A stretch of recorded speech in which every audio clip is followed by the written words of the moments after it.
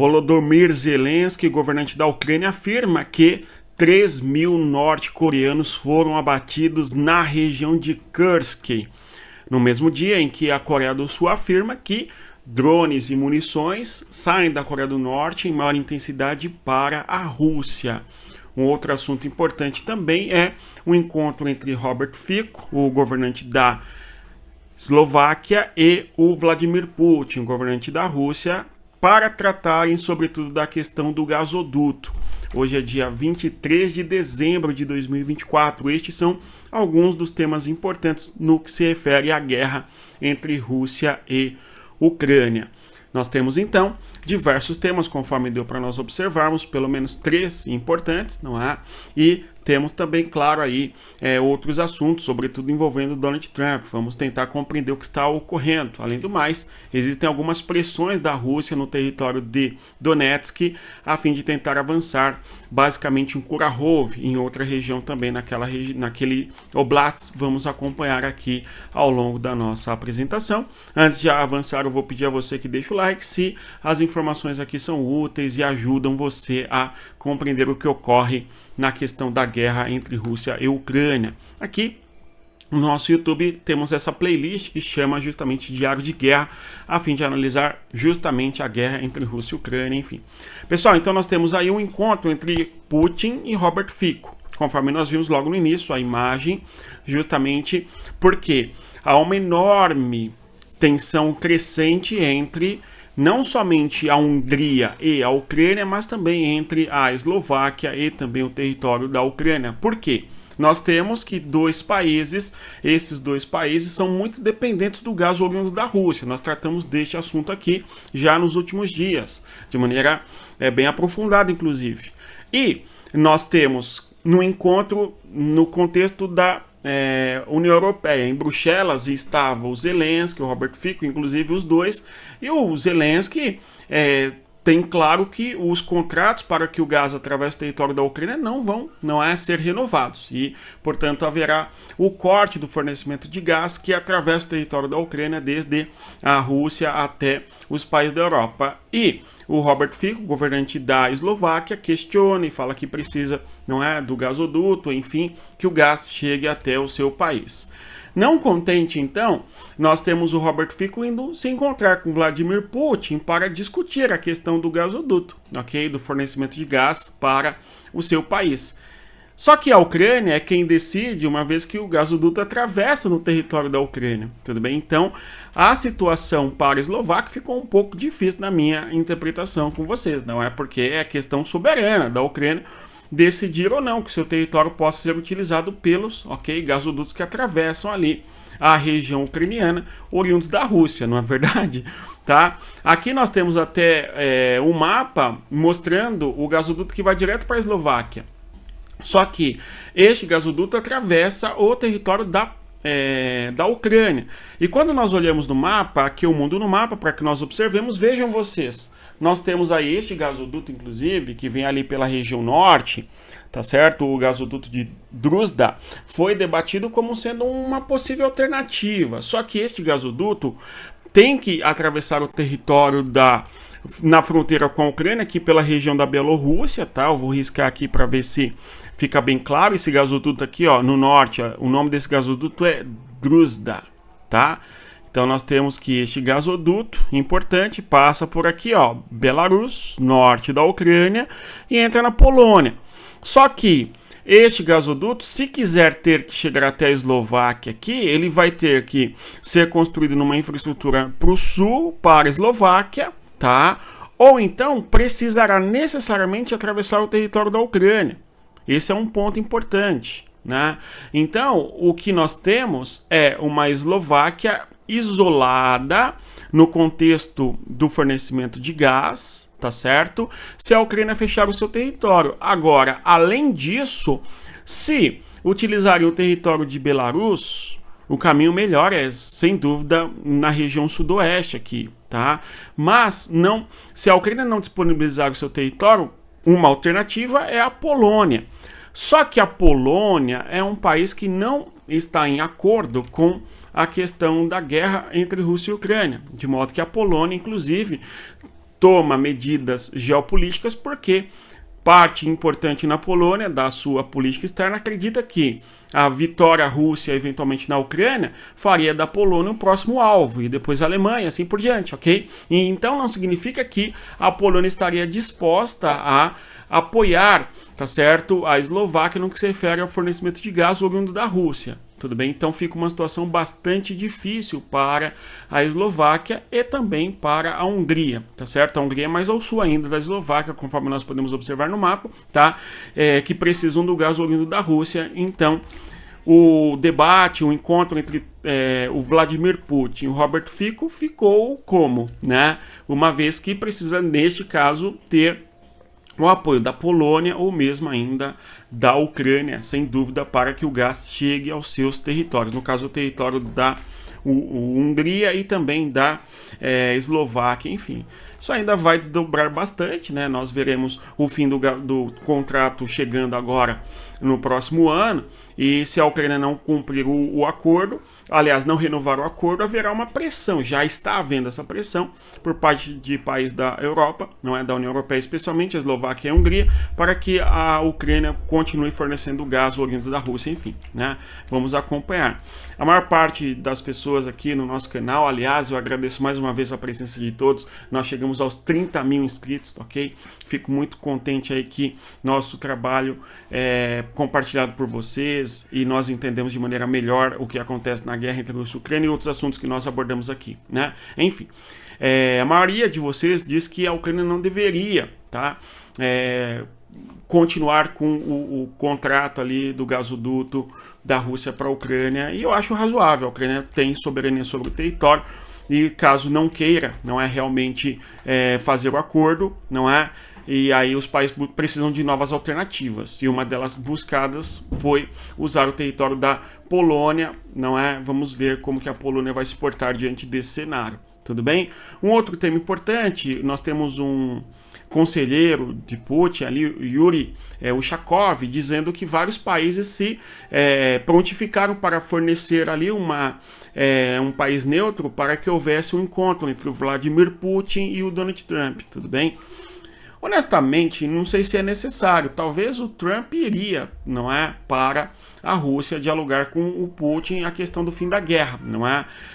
Não haveria problema, nos parece, esta viagem. Porém, se houver, no caso, um país neutro para um encontro entre os dois governantes também, enfim, o problema é que o moço, né, para não xingar de lazarento, ele diz, não é, vários países se prontificaram para fornecer ali uma base para o encontro entre Putin e Donald Trump, porém, ele não diz quais, né, não especificou. Tudo bem? Talvez na Zâmbia ou, sei lá, em Cuba. Vamos observar como que vai se dar o cenário. Agora, vários países, sobretudo da Europa, não receberiam o Putin por conta ali da questão do Tribunal Penal Internacional, conforme nós sabemos. Então, seria algum país, sei lá, do chamado Sul Global, né? Se é que existe o Sul Global mesmo, enfim.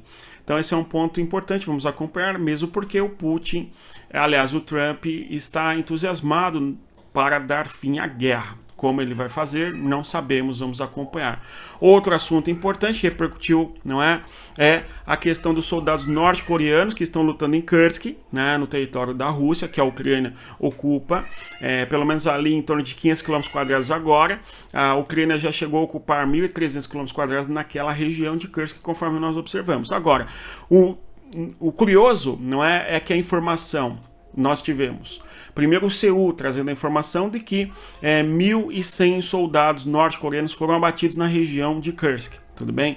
Já o governo da Ucrânia, através de um relatório do Sirski, não é, para o Zelensky publicou nas redes sociais, ali especialmente no Twitter, no X, não é, que recebeu a informação de que 3.000 soldados norte-coreanos foram abatidos na região, no frontline, ok? Na linha de frente, no contexto da guerra. Por quê? A estimativa ucraniana é que 3 vezes mais, não é?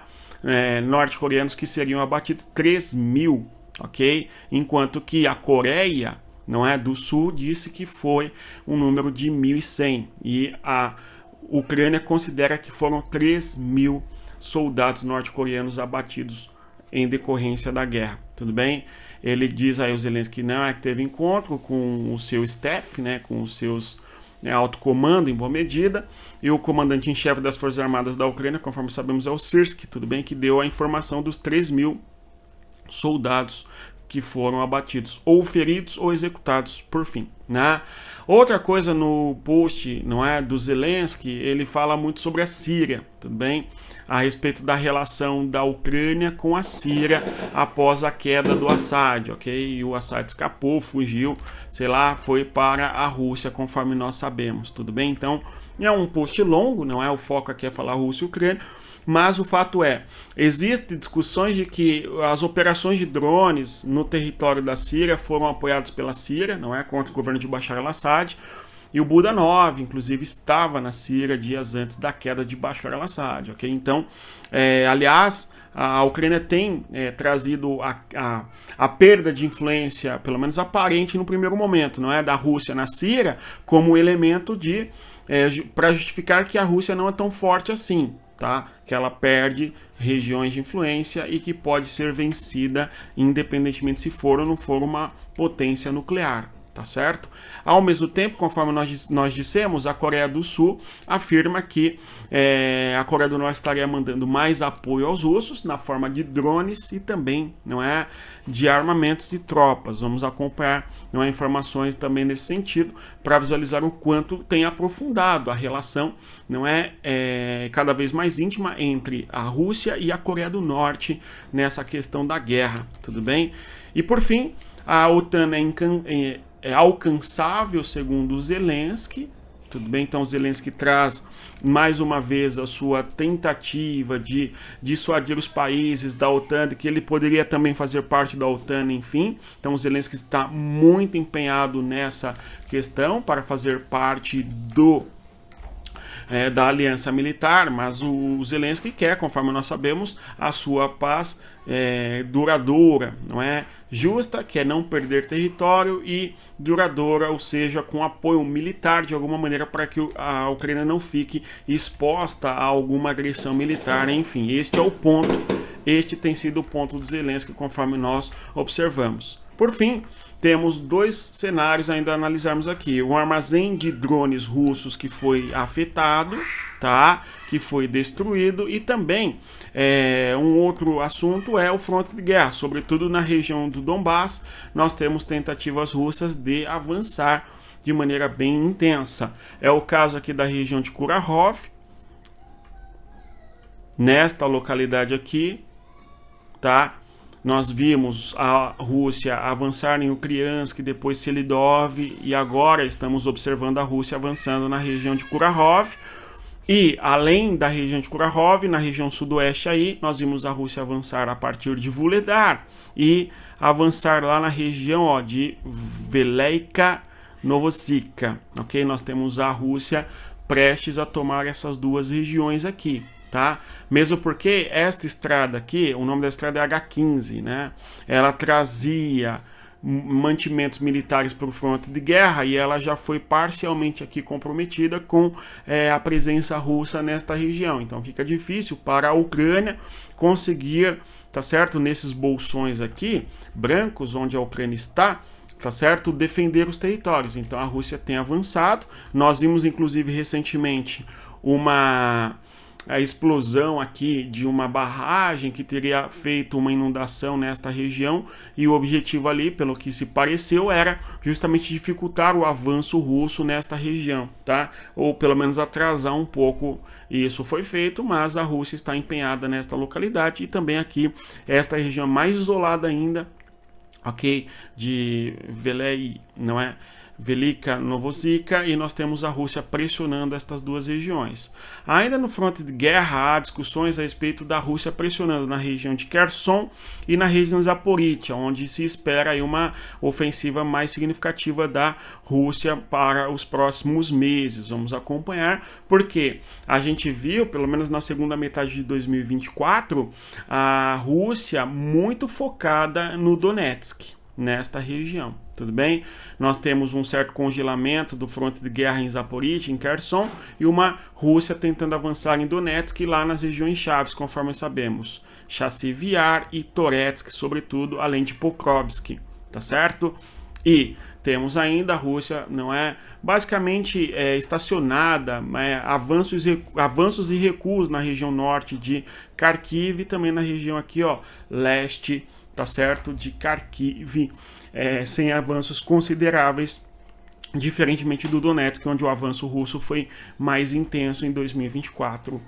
Quanto à região de Kursk, a gente tem basicamente nesta região de Kursk, a Ucrânia chegou a ocupar ali em torno de 1.300 km² e no atual cenário a Ucrânia ocupa em torno de 500 km² naquela região, porque é uma ofensiva russa com o apoio dos norte-coreanos e, conforme não é a informação, o eixo central da informação do vídeo de hoje é justamente de que nós temos a Rússia, ou no caso os norte-coreanos, sendo fortemente abatidos na região. Continuemos a acompanhar a guerra entre Rússia e Ucrânia. Reitero a você mais uma vez o agradecimento aos nossos inscritos. Chegamos a 30 mil.